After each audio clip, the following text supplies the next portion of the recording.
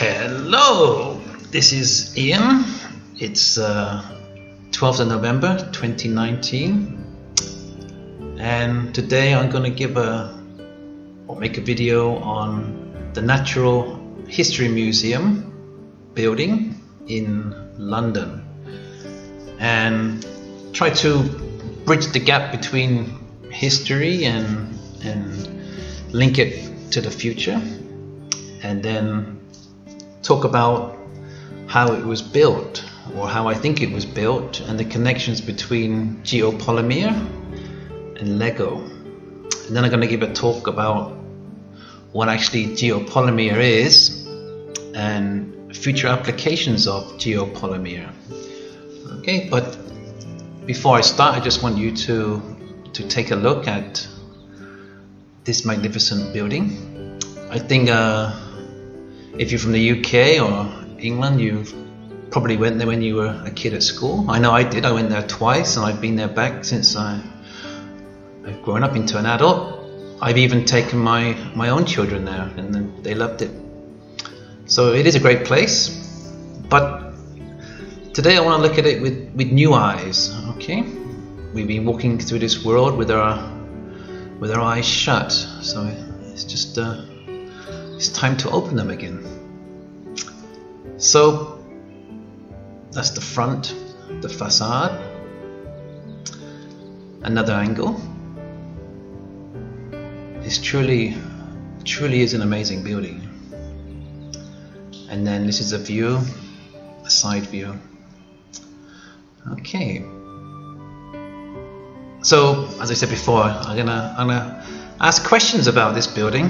Then I'm going to talk about geopolymer and link it to how I think this building was built and how it relates to how we kind of manufacture and make toys from Lego today. So I'm going to tell you about geopolymer and then future applications of geopolymer. Okay. Before I start, maybe this is a new topic for you. If you want more details, where I get a lot of my inspiration from is a guy on YouTube called John Levy, and there's another guy, Observation Deck, who's done 2 really interesting videos on geopolymers. So it's called The Forgotten Technology of the Ancients, Part 1 and Part 2. So if you watch my video, you can go back and watch this guy's video. It's quite interesting. Okay, so I'm not going to talk, I'm just going to let you look at the pictures of the London Natural History Museum and have your own ideas as you view the pictures yourself. Okay. So that's the front. That's the big arch.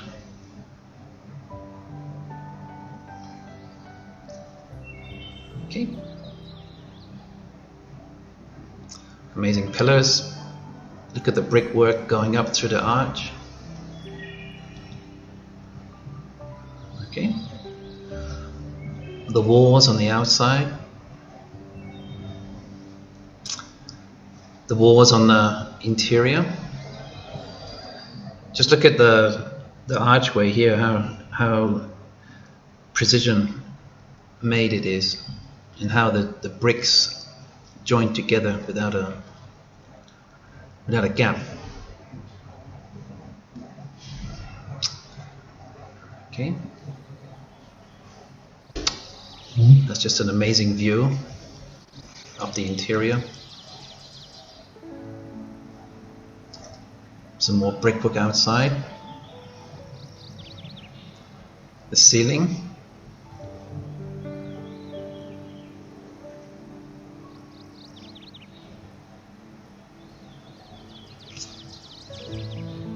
Look at the brickwork there, and 2 different colors of brick.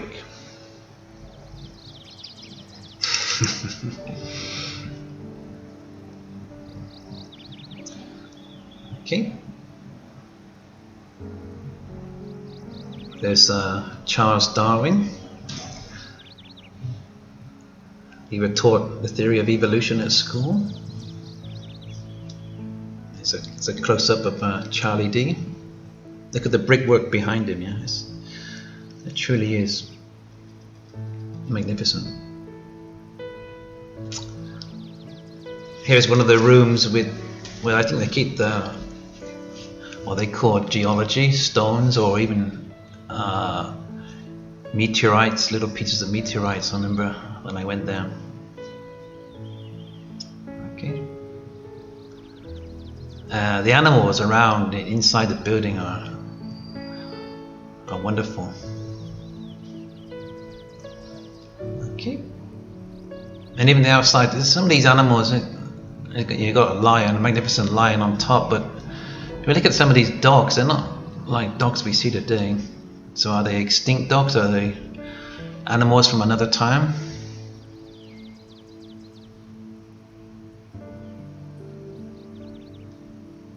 That isn't like any kind of dog I've seen today. And then you got your pterodactyl. Monkeys are going up the walls and arches all throughout the building. Okay. That looks like a fox-eared bat, I think. And there's the ceiling. So you got these tile animals all throughout the building. And then here you got the pillars and the arches. I'll tell you something about that a little bit later, what I think these actually pillars are. Okay, so this is what they tell you if you do a search on Wikipedia or whatever, what about the Natural History Museum, and they say it's built in 1873 and was completed in 1881.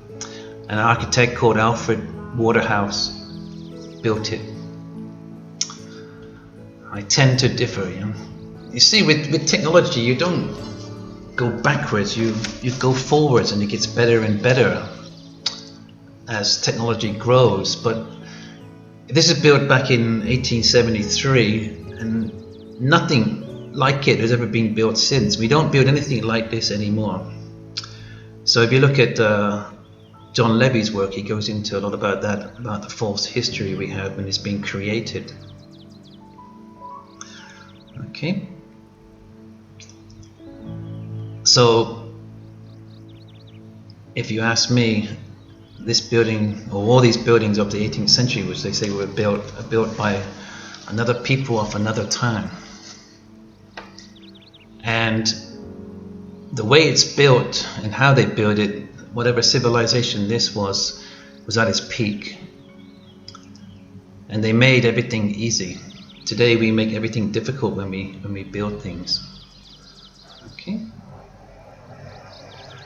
And if you do a Wikipedia, it says terracotta museum is a terracotta style, which is actually, terracotta is actually baked clay. But if we look closely at this building, it's not made from baked clay. Okay, it's something quite different. Okay, so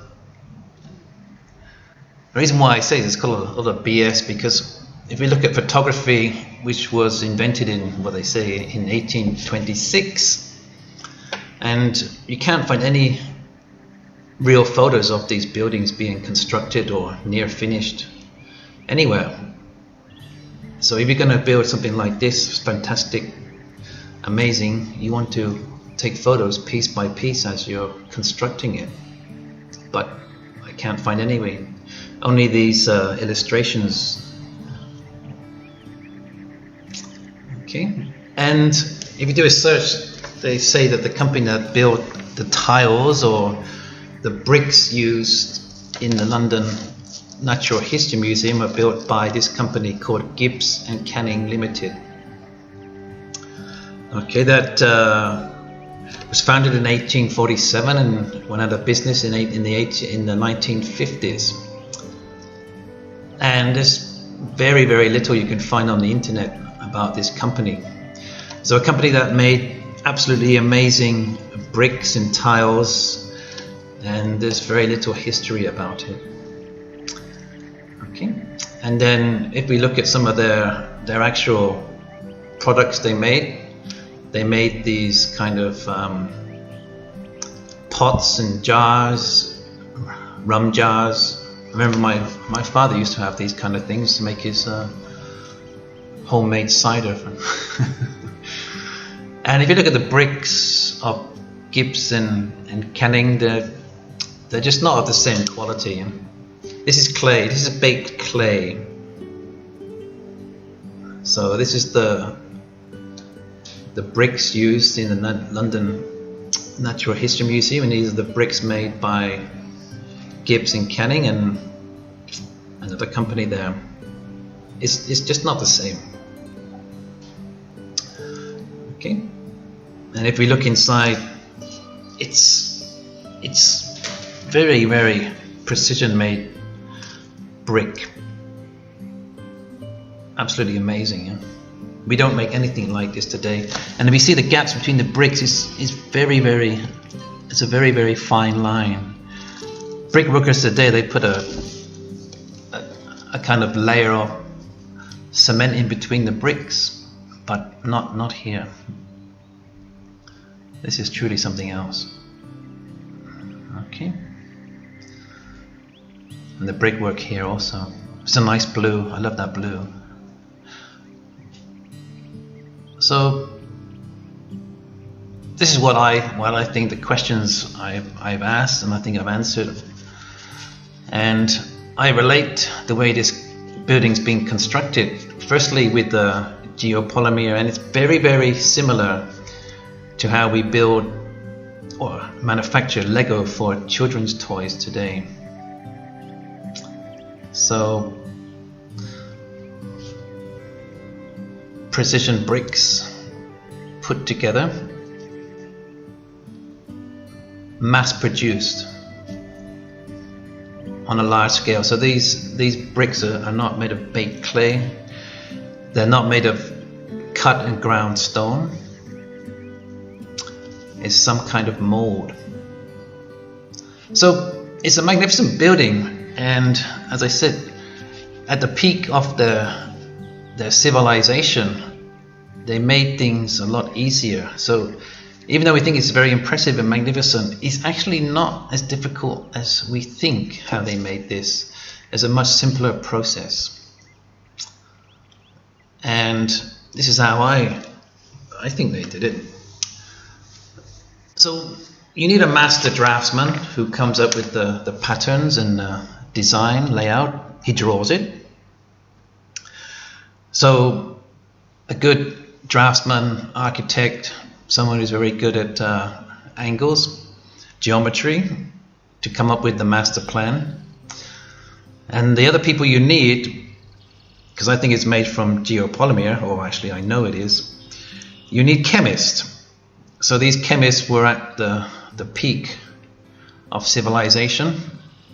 So some form of alchemy. They use special chemicals to make these bricks.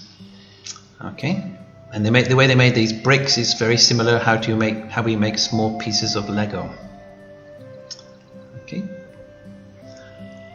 so the master draftsman designs the pattern, and then they mass produce the pieces, just like we make pieces of Lego today, but on a much grander and larger scale. Okay, so if we look at these colored bricks, how they're joined together, a very fine line, it's very, very similar. So the master draftsman identifies each piece of brick and comes up with a color code and shape code. So example like A1 for this piece, C1 for this piece, and this color, and so on. And then this is mass produced on a large scale. Okay, so you can pretty much make any kind of piece you want, you mass produce it, and you have an assembly team that doesn't have to be skilled labor. It could be children if they were big and strong enough to lift all the pieces of brick.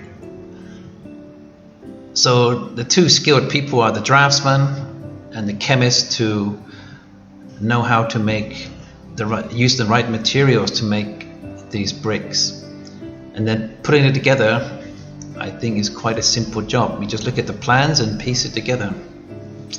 So I think actually children could actually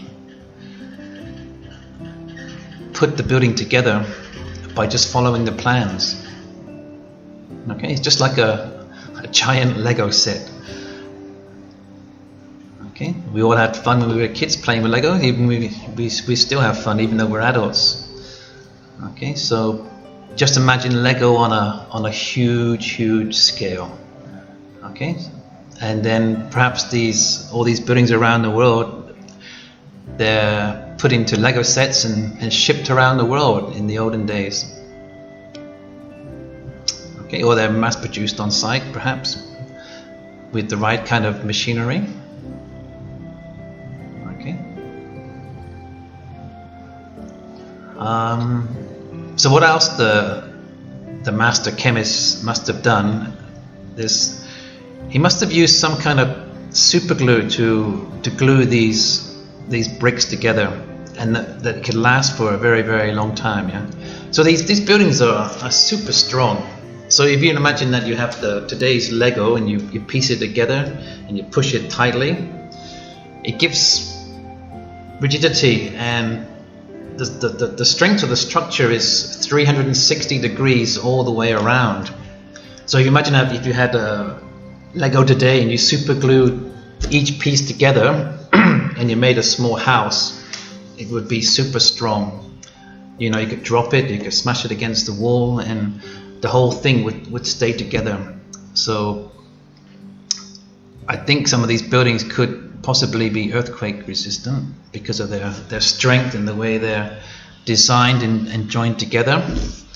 So I'd love to have the formula to find out how they made this kind of super glue cement. It's amazing. Yeah? So we look at these buildings in all the grandiose of all around the world, in Germany, in France, in Belgium, in England, in America, and the people at the peak of their civilization. Genius is simplicity. They made them as simple as they could. So let's have a look. So if you imagine that we make these tiny Lego sets today, that's what they did, but on a massive scale. Okay, and not only museums, but all these castles, these palaces. So something seriously went wrong in the past, and much of civilization was wiped out, perhaps by a flood. A new type of people moved in, and then they inherited all these buildings that were all over the world. And they, of course, if you know what Tartaria is, you will know what I'm talking about. Okay, so there's obviously a large civilization in the past, a global civilization or world civilization, and something went wrong. Something happened, and the new people moved into these buildings, and there was an oversupply of buildings because look at the population densities back in the early 1800s. There were very few people, but there were names of cities and towns, and infrastructure is huge. And because of the small population, a lot of these buildings, they turned into hospitals, mental asylums, museums. A lot of them are universities. If you look at the universities, especially in the UK and the US, Oxford University especially, those buildings weren't built in the 18th century or early or 19th century. They were built by another people of another time who had advanced knowledge of building. Okay, I think a lot of the buildings were also destroyed because there was an oversupply. So the people we call the Freemasons today, they took up occupancy in these buildings, residents. They turned them into their own banks, their own businesses, and the oversupply, they leased them out and made profit from renting them out to the likes of us. Okay. So I think the word Freemason comes from free property. Okay. So Lego church, and this is the real church.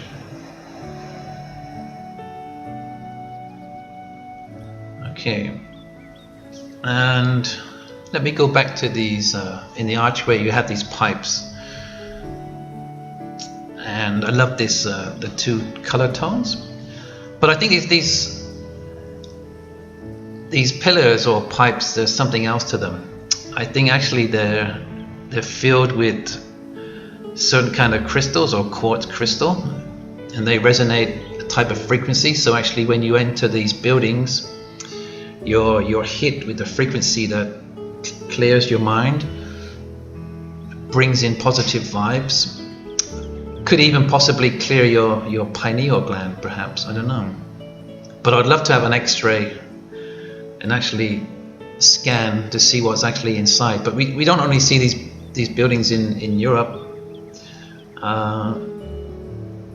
They're actually built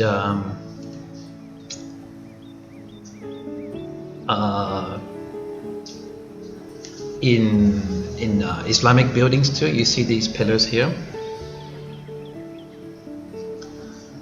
and even in Thai temples you have the giants, and they have these poles before you enter these temples. Yeah, so I do think that in Christianity, Islam, and even Buddhist, there is some kind of relationship. So today we go, airports, buildings, underground, sky trains. We're bombarded all the time by these security cameras and X-ray machines that we have to pass with harmful radiation, which slowly breaks down our DNA. But in the past, they really had a high-tech solution. So people when they entered the building, they didn't cause any harm. They entered the building with positive vibes. Okay.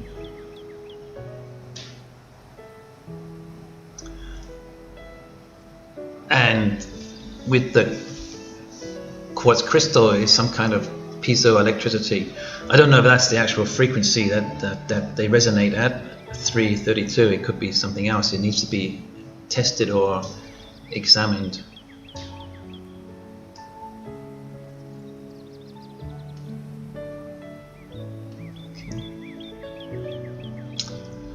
Okay, so trying to prove my theory even more. So I think this building is in the UK. If you look at the stonework on these buildings, and on the building on the left and the building on the right. So this is geopolymer, and if we look at this building on the right, this is cut stone. This is cut and ground stone. You can see the patterns of petrified wood or possibly even animals in the stone, but you don't see that on these kind of buildings here. Okay, and here again. Okay, so this is modern day cut stone with the pattern of petrified trees, and then this kind of sandstone doesn't have any pattern form, so this is clearly made with some kind of mixing or die cast.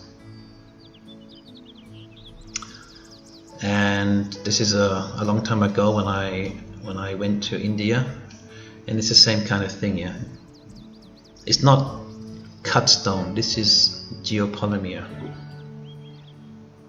Okay.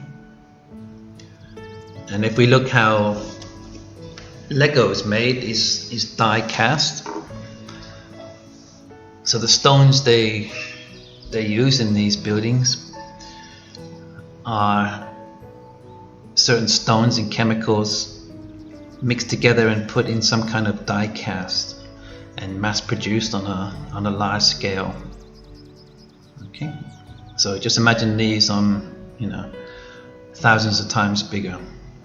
And if we look at some of the old ruins of these magnificent buildings, we can see machinery left behind. Okay. Some people think they're stargates, I don't know, maybe they're just giant kind of cement mixers. Okay. And all these buildings are very, very similar. They've all got the domes and the portal windows. So I haven't done the research to find out if there are identical buildings in different places, but if they could mass produce pieces of these geopolymer stone and use the same kind of dyes and molds, you can mass produce this very, very rapidly. So we see all these buildings throughout Europe, Asia, North and South America, even Australia. You can see how they built with ease, mass produced everything on a worldwide scale. They were really at the peak of their civilization, and we've been told a lie. And if you look at this building here, you can see the mud flood. Yeah? Okay. So this is, if you actually cut and ground this stone, it would take maybe hundreds of years. This is not ground and cut, this is molded. Okay. And some of the other different types of architecture around the world, it goes back a long time. Okay, in different shapes, different form. This one's curved. So obviously it's kind of molded, it's not machined. Machining uses too much labor and work. They made things in the most simple possible way with the minimum amount of machinery, energy. Okay, so now I'm gonna you can freeze the screen, pause the screen and read it for yourself, or take a photo. I'm gonna just give you what I've researched about geopolymer on the internet. Okay, I'll read it to you. Okay, so geopolymers are inorganic, typical ceramic materials that form long-range, covalently bonded non-crystalline amorphous networks. Obsidian, volcanic glass fragments are a component of some geopolymer or geopolymer blends. There's geopolymer concrete. There is often confusion between the meaning of the terms geopolymer cement and geopolymer concrete. A cement is a binder, whereas concrete is the composite material resulting from the mixture of hardening of cement with water or an alkaline solution in case the geopolymer cement and stone aggregates. Materials of both types, geopolymer cements and geopolymer concretes, are commercially available in various markets internationally. So they're starting to use it. I don't think they make it the same way as they used to make in the past. Okay, nothing like it. A description: a geopolymer is a solid aluminosilicate material, usually formed by alkali hydroxide or alkali silicate activation, or a solid precursor such as coal fly ash, calcium clay, and or metallurgical slag. So they put metal in it. Today, the primary application of geopolymer structures, processing properties, and industrial applications review the latest research on applications of these highly important materials. So I've done quite a bit of research. It's very, very hard to find information. There's not much information available. There's a few videos, there's a few websites, but I would tell you why it's not that popular at the moment. There's a reason behind it. Okay.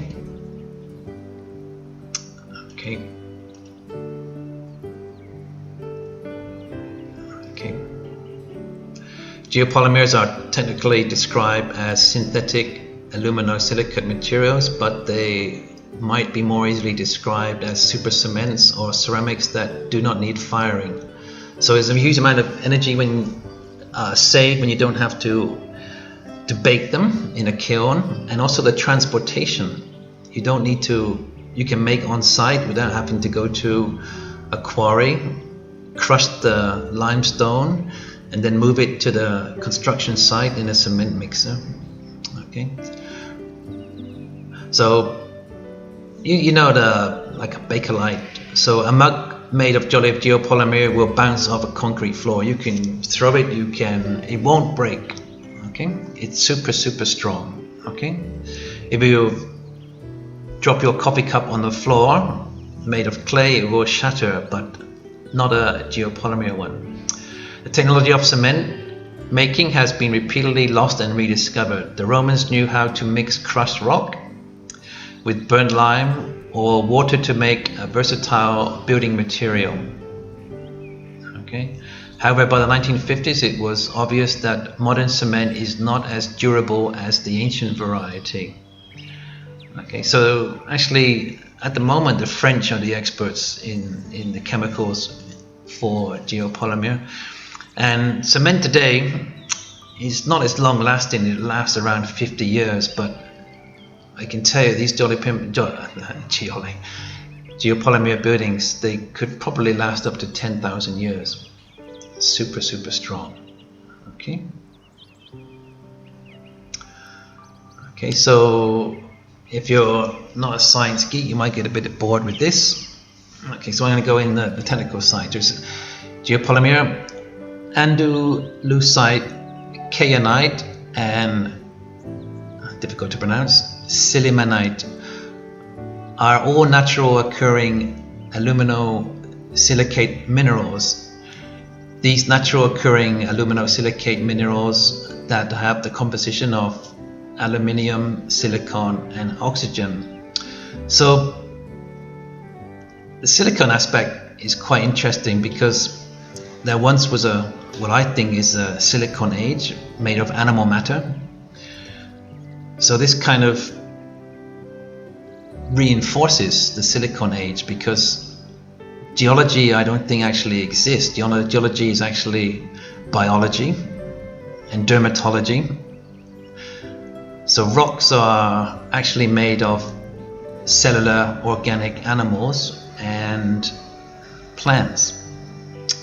A little bit further, okay, so dissolution of the solid aluminosilicate source by alkaline hydrolysis consuming water produces aluminate and silicate species. Pieces or species? Why did I say species?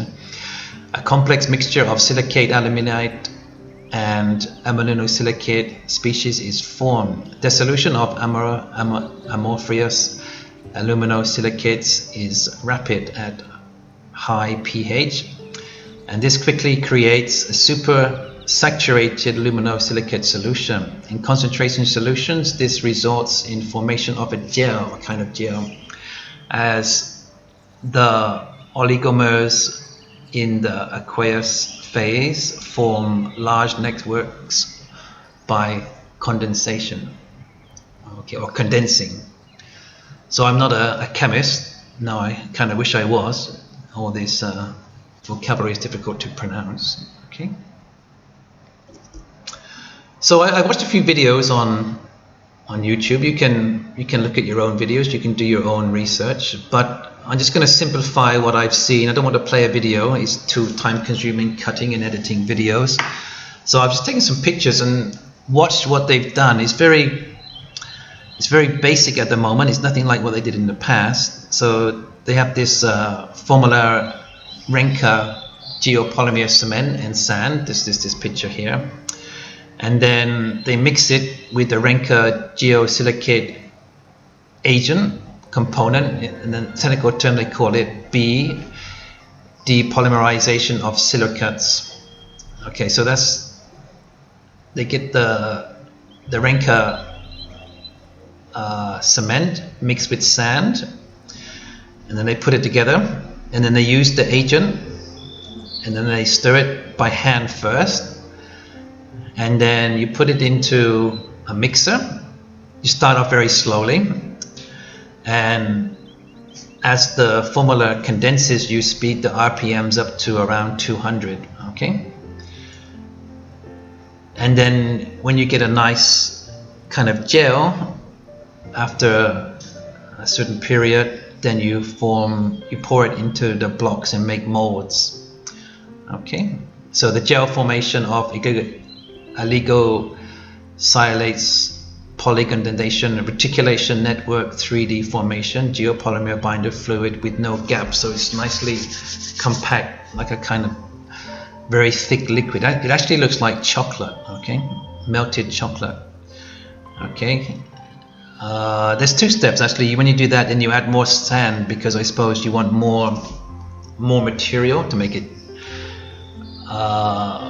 You've got more mixture to make things out of. And then when you've done that, you set the geopolymer cement and cover it to prevent evaporation. So some kind of clean fill or something, you cover it until it dries. Apparently it dries faster than normal cement, so you can make things a lot quicker. Okay, so that's the mixing, and you can see if we look at clay pipes, clay bricks, it's not the same. So when you have this nice gel formula, the surface is much finer, a much finer grain. Okay, so as we can see, going back to the Gibbs and Canning clay material, it's not the same. That's clay, that's baked clay. This is not baked clay. This is geopolymer that was mass produced. And we look at the fine finish at the London History Museum. Those bricks are fine, beautiful, precision made, nicely molded, two different colors, and even the roof. So you see this building all throughout the UK, at banks, universities, and high streets in the major cities. It's not clay, it's not carved or cut stone, it's geopolymer, a technology that we've lost. Okay. And I think geopolymer is much lighter than normal brick and super strong, so we can create super strong buildings that are lighter, cheaper, and more practical than what we're doing today by using or re-engineering this technology that's lost. Okay, and the material we can use to make this is abundant. Okay, so we don't have to use steel, we don't have to cut all this marble and granite. We can find a lot of this material just lying around, so we can make it from sand.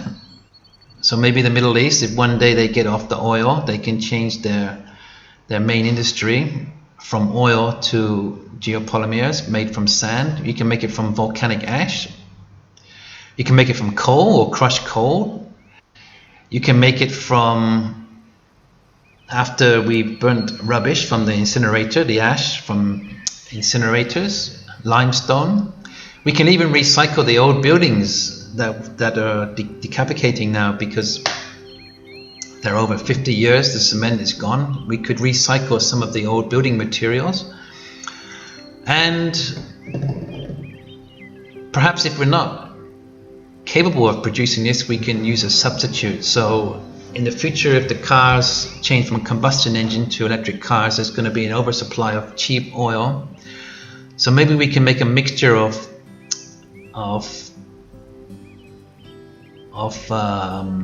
plastics, pellets mixed in with natural stone materials, okay, to give it super strength. I guess the finer the material, the better material it is to make geopolymer. A guy in the video, he says it's basically smoke in a bucket, you know, very fine powder. So that would save a lot of energy in the mixing process if it's already very fine grain. So this is like volcanic ash, and you mix it with caustic soda is a strong alkaline.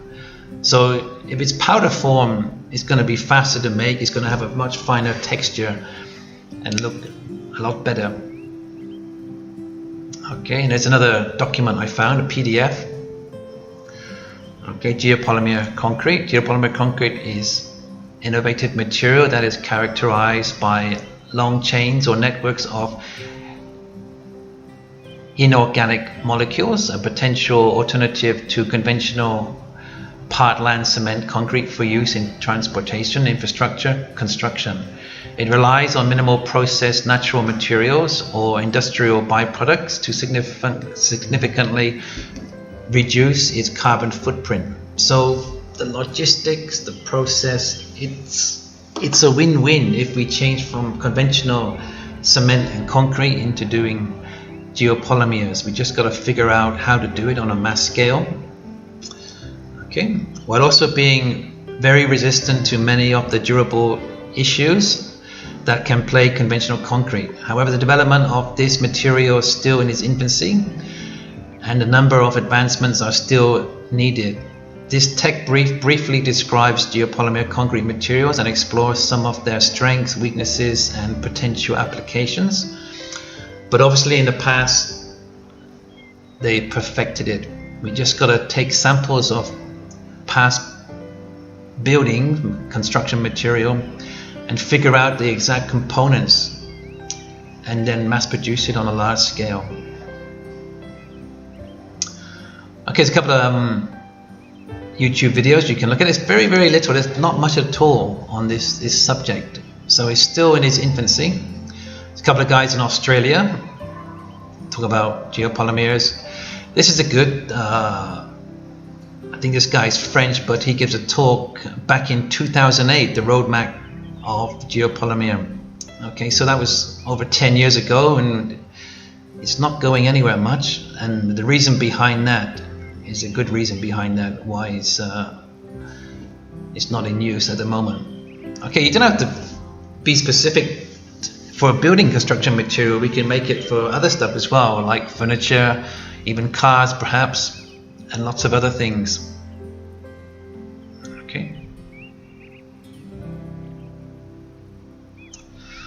Okay, but it's super strong. We can use it for, you know, building the infrastructure of bridges, roads, and all that kind of stuff. This is basic polymer. This is not geopolymer. This is just like plastic bricks. Okay, so this is, you can tell it looks plasticky. Okay, but if we have a right formula that has a more stone, looks more natural, we can use it for, you know, aquatic construction, bridges and piers. Okay, this looks very cheap and plasticky. Okay, so now I'm going to get to the point why I don't think that we've advanced this topic or we use geopolymer the way we should, because the reason behind it, I think, is because it's a military purpose.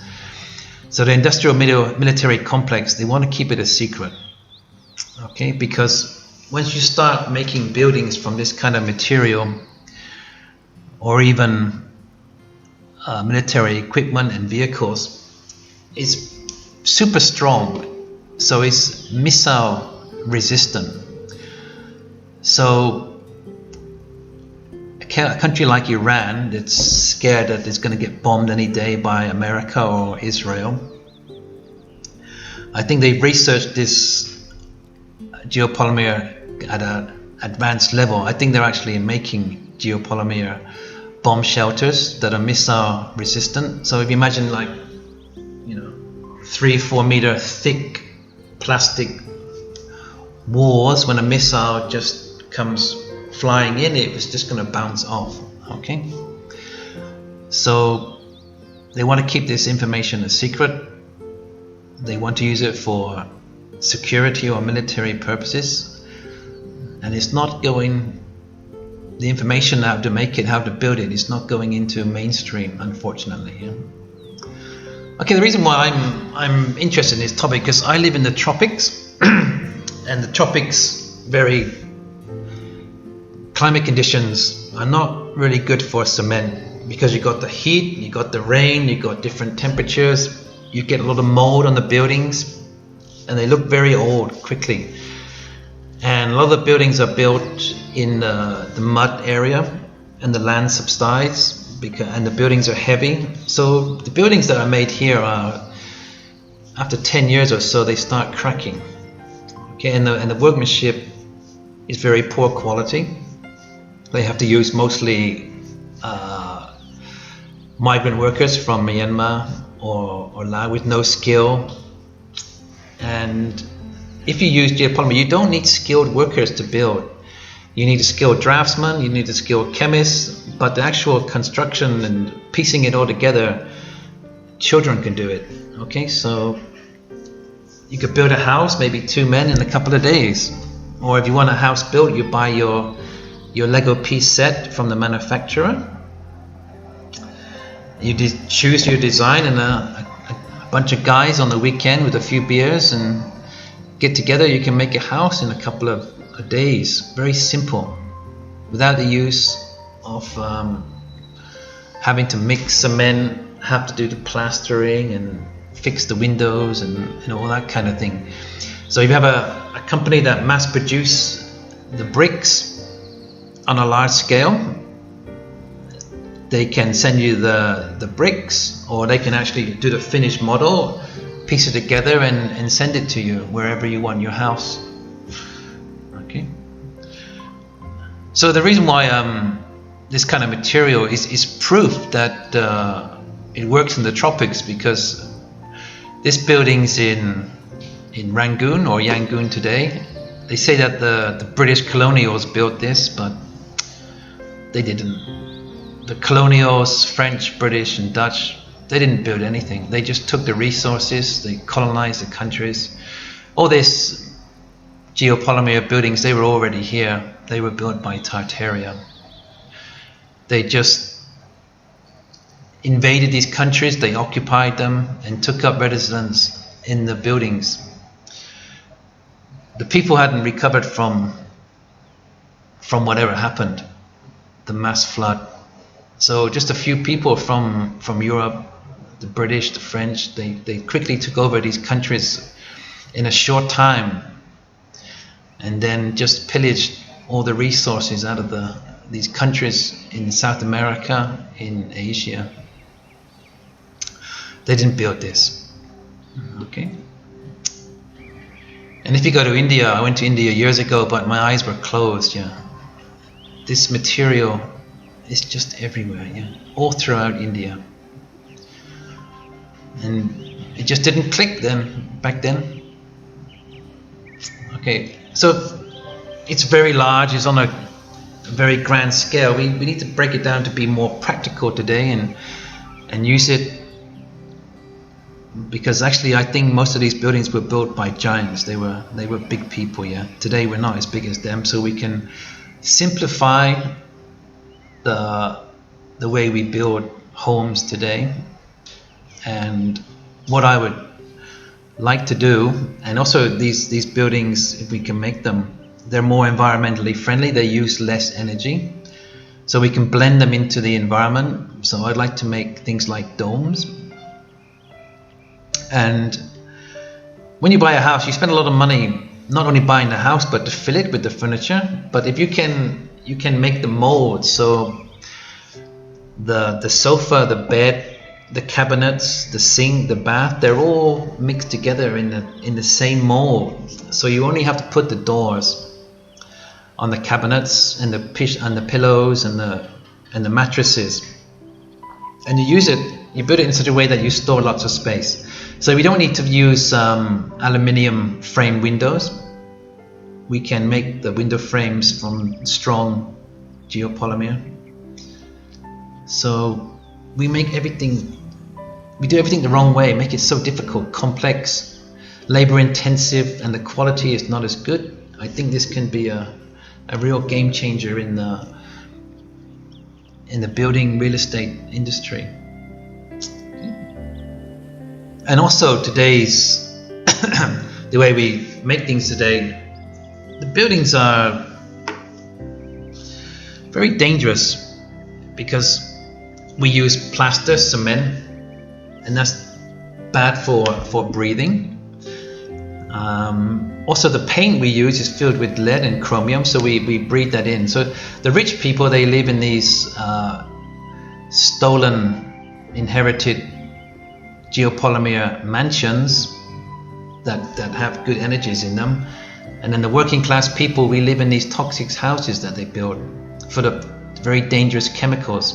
So lead and chromium gives you brain or nerve damage, and cement gives you lung problems. And especially if you're a newlywed with a baby and you just move into the new house, they're exposed to all these very, very dangerous chemicals. Okay, this is actually geopolymer, I think. So we need to make stuff like this, but on a much larger scale. Okay, just a few house designs. So it can deal with the damp. It's strong. Okay, so dome houses.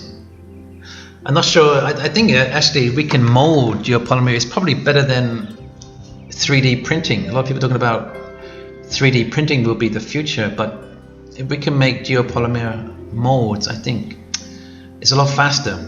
Okay, I've seen these 3D printer machines. They're quite slow. I think this system is better. Okay. So as I was saying, the furniture, the walls, you build all that into the frame.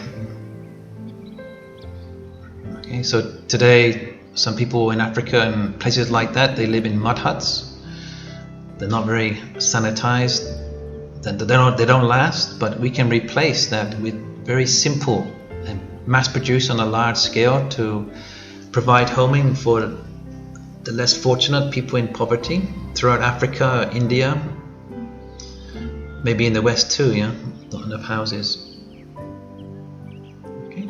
But the reason why I'm kind of really interested in this topic, and especially this here, because this one, they talk about how resistant it is to salt water. Okay, so this is a guy in the US, and he talks about a piece of geopolymer he has. Here's a beautiful cube of pure type F geopolymer concrete composed of geopolymer binder and stone aggregate sitting on my desk. Only a few people in the world have ever seen this material, much less poured it and got an experience with it. It's a lovely grey, hard as rock, and smells vaguely salty like the sea. So if we can make strong materials that are resistant to seawater, we can change a lot of things. We can make boats and aquatic vehicles made from this material. Okay, it's a lovely grey, hard as a rock, and I read that, sorry. What's particularly special about geopolymer cement is it is saltwater resistant. So today we make yachts and boats made of epoxy or steel. It's very expensive. This could be a much better way of building sea vessels. Portland cement contains a very high level of calcium compounds. Calcium is susceptible to sulfate attack in seawater and begins to literally corrode with time. By contrast, this block of geopolymer should be able to last hundreds or thousands of years in seawater. It features a calcium content lower than 5%. Some F-type fly ashes have a calcium content lower than 2%. Okay. And it goes on, this block is tested up to 5,000 psi in destructive testing we perform. Our target strength for a seastead structure concrete mix is 4,500 psi, and that was a purely sand mix, no rock. Adding correctly graded rock should improve the strength considerably. One of the mixed designs we tested with crushed rock recorded the strength of 9,000 psi. Geopolymer concrete can be considerably stronger than regular concrete, which generally rates only 3 3,000 to 3,500 psi. Yeah? Okay, so that's interesting. Okay, I'm not going to read that to you. You can freeze the screen and read it in your own time.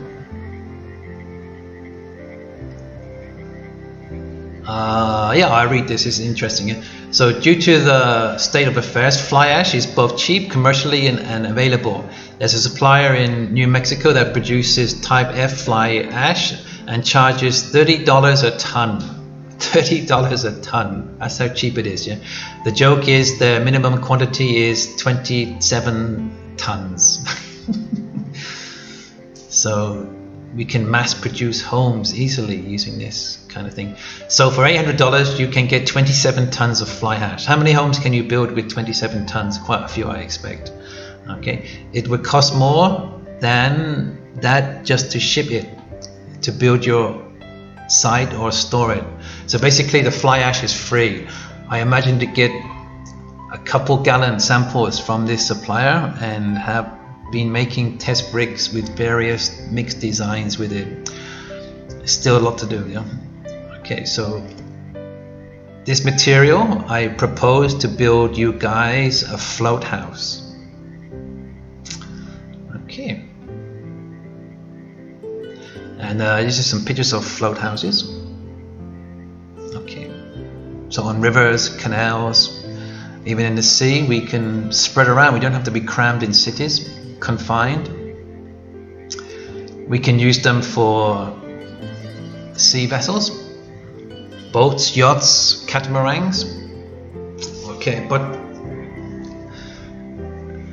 get to the main point of my idea. What I'm looking for is to, one day in the future, is to build these aquatic cities. Okay, and I think geopolymer is the way to do it. Okay, cheaply, strong buildings. Okay, these pictures I think are from the Venus project. Some of them. Okay, so we don't have to be confined to living in the cities. People can move around a bit. Okay, the world is 2/3 water, remember.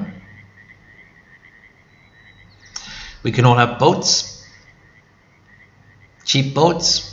We can all live on little islands if we want to.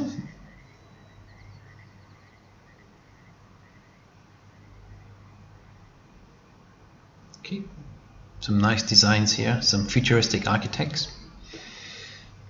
Obviously you have to find some way of how to do the water treatment process and recycling the water you use and the sewage. Okay.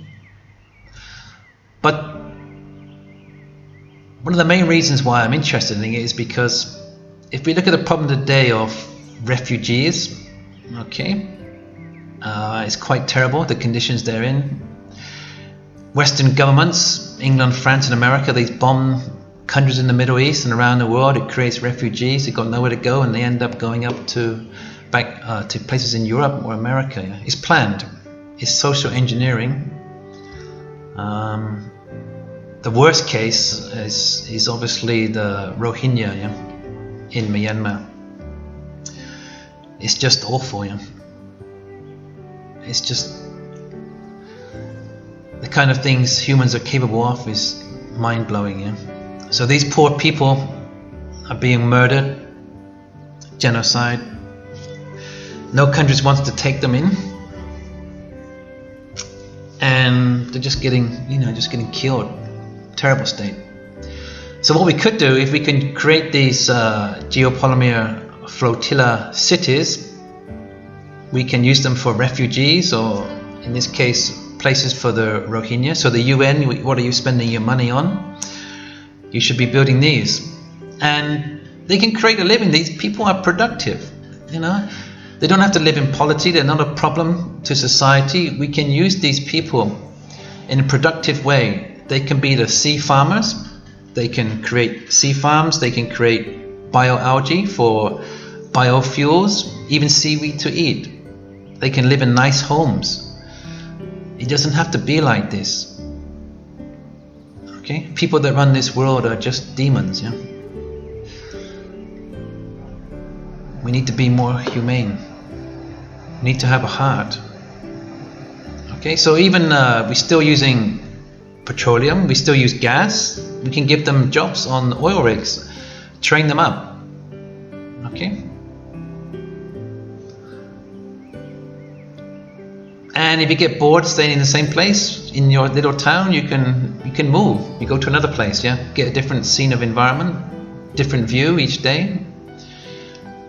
A nomad. Wonder why they call it nomad, yeah? Nomadic. Nomad. I'm not mad. If you stay in the same place all the time, all your life, maybe you're mad. If you keep moving around, you're not mad. That's why they call them nomads, is it? Okay. Right. So, amazing infrastructure, okay? So that's it.